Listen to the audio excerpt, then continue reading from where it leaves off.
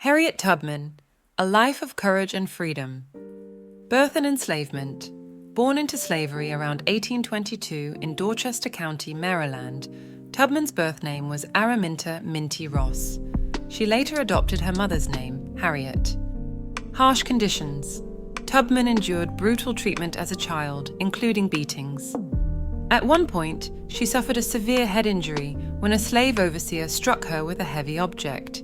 The injury caused lifelong seizures, narcoleptic episodes, and vivid dreams, which she later interpreted as visions from God. In 1849, Harriet Tubman escaped slavery, fleeing to Philadelphia, a free state. She left behind her family but vowed to return to help them. Her escape marked the beginning of a life dedicated to liberating others. Tubman became a conductor on the Underground Railroad, a network of secret routes and safe houses used to help enslaved people escape to freedom. Over a decade, she made 19 dangerous trips back into the South, leading more than 300 enslaved individuals to freedom, including members of her own family. Her success earned her the nickname Moses, after the biblical figure who led his people to freedom.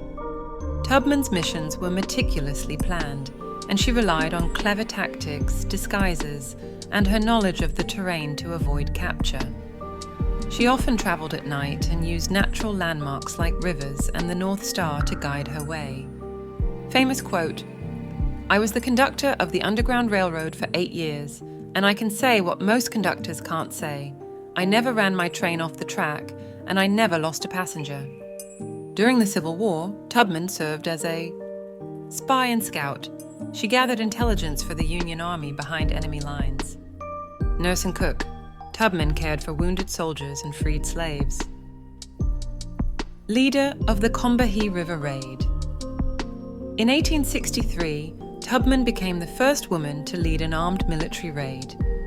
She guided Union troops in freeing more than 700 enslaved people in South Carolina, striking a major blow to the Confederacy.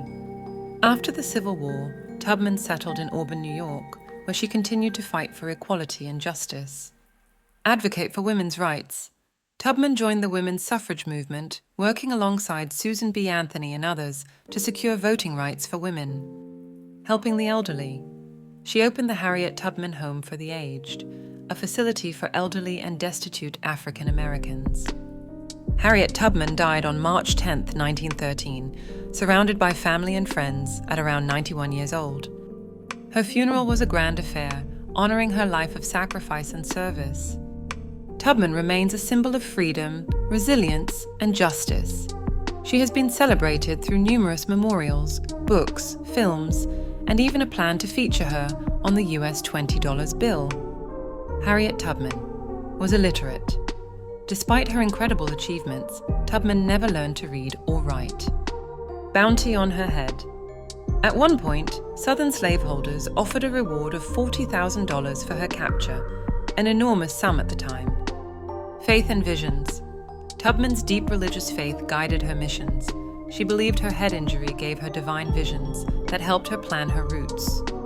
Secret codes. Tubman and other Underground Railroad conductors used coded songs and signals, like "Follow the Drinking Gourd," to communicate routes and safe houses.